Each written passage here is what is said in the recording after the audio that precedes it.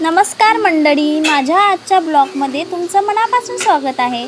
आजचा दिवस माझ्यासोबत कसा जाणार आहे, दिवसभरातील माझी कामे आणि छोट्या छोट्या गोष्टी तुमच्यासोबत शेअर करत आहे.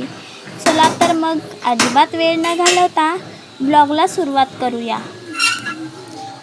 कामं तर रोजच असतात आणि कामं तर ती करावंच लागतात.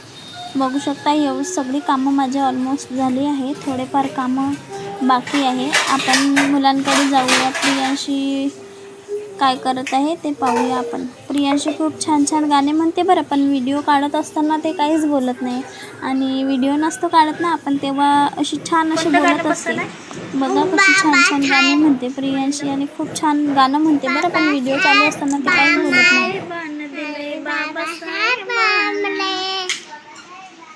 कोणी नाही केलं, कोणी नाही केलं,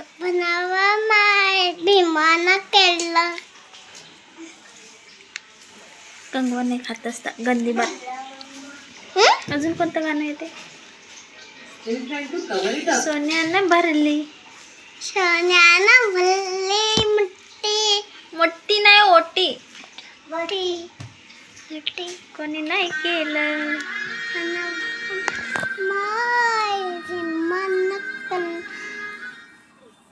कोणी नाही केलं,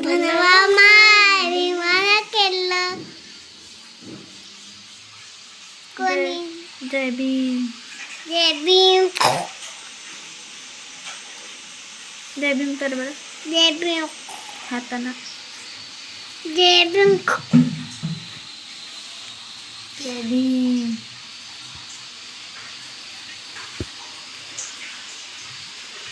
अजून काय काय येते तुला सांग.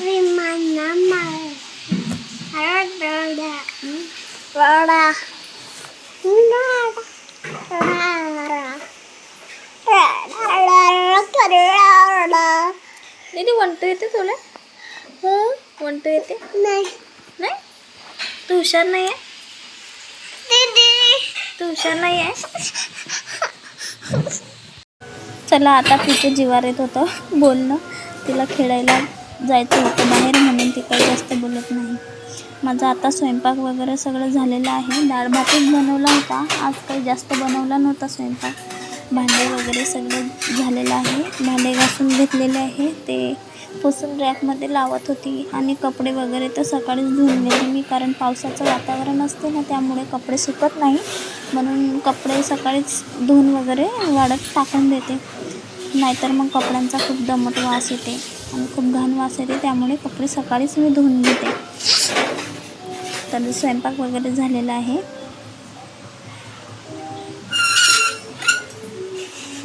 यावर्षी सुरतमध्ये खूप जास्त अतिप्रमाणात पाऊस पडला आहे, म्हणून किती लोकांचं पण नुकसान पण झालेलं आहे. त्यामध्ये ही पोचा मारत आहे, माझी मैत्रीण आहे बरं, शेजारीच राहत होती, पण त्यांचा रूम खाली झालेला आहे तर माझ्याकडे आली 2-3 दिवस. तिला मी बोलली काम नको करू, तरी पण ती काम करत होती. फरशी वगैरे पुसली तिने आणि थोडंफार मदत करत होती. तर असं काही ते काम करत होती. मी तिला नाही बोलली तरी पण ते करतच होती. आजकाल ना तेलाचे भाव खूप वाढलेला आहे. तेलाचे भाव हे अतिप्रमाणात वाढले आहे. रोजच्या वापरात तर आपल्याला तेल लागतेच, तेलाशिवाय तर भाजी नाही होत किंवा चपात्या. आपल्या मराठी लोकांना तर तेलाशिवाय जमतच नाही, चपात्यांना पण तेलच असते. त्यामुळे तेल घेताना आता थोडा विचारच करून घ्यावं लागतं. आणि महागाई दिवसांदिवस खूप वाढलेली आहे, तर सगळ्या गोष्टीचा विचार करून तेल खूप कमी प्रमाणात वापरावं लागते आणि जपून वापरावं लागते.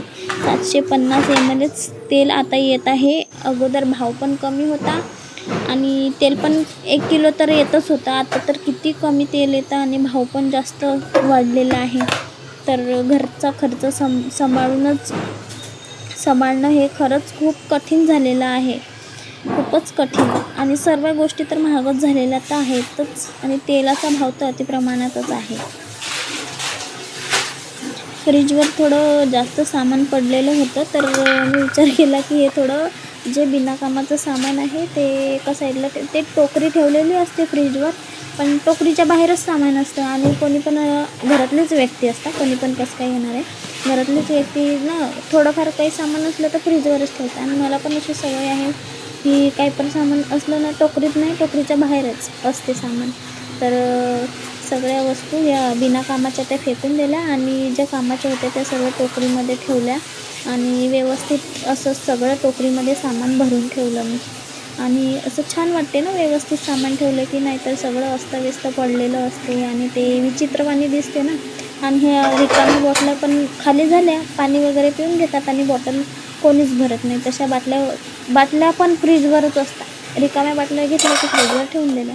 आमच्या घरचे माझे हसबंड असतेच करतात, तर रिकाम्या बाटल्याच ठेवून देतात फ्रीजवर. तर बघू शकता हे साबण मी मिशोवरून मागितलं होतं आणि दिसायला एवढं वाटत होतं की छान असेल.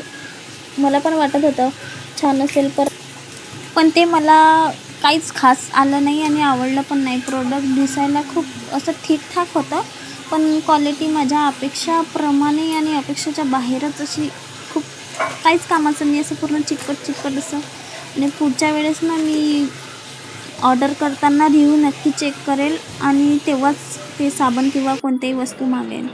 तर बघू शकता मंडळी, माझे केस आता खूप प्रमाणात पांढरे झालेलं आहे. काय माझं वय वाढलं की काय? वय तर काही एवढं नाही आहे, 26 वर्षाचीच आहे मी, एवढी काही म्हातारी झालेली नाही. दाट आहे माझे केस, लांब पण आहे, पण पांढरे का झाले हे काही समजतच नाही. मी शॅम्पू पण कोणता एकच शॅम्पू वापरते डव, आणि दुसरा कोणता शॅम्पू पण वापरत नाही. तेल पण जास्त नाही, ज्या दिवशी डोकं धुवायचं त्याच दिवशी तेल वापरते, तरी पण खूप पांढरे केस झाले. तुमच्याकडे काही उपाय असेल तर मला प्लीज कमेंट करून नक्की सांगा. चला आपण बाहेर जाऊया, बाहेरचं वातावरण बघूया कसं आहे. पावसाचं वातावरण झालेलं आहे, बाहेर पाऊस येणार आहे असं वाटते. चला तर मग बाय. कसा वाटला तुम्हाला आजचा व्हिडिओ मला कमेंट करून नक्की सांगा. व्हिडिओ आवडल्यास लाईक करा, शेअर करा आणि कमेंट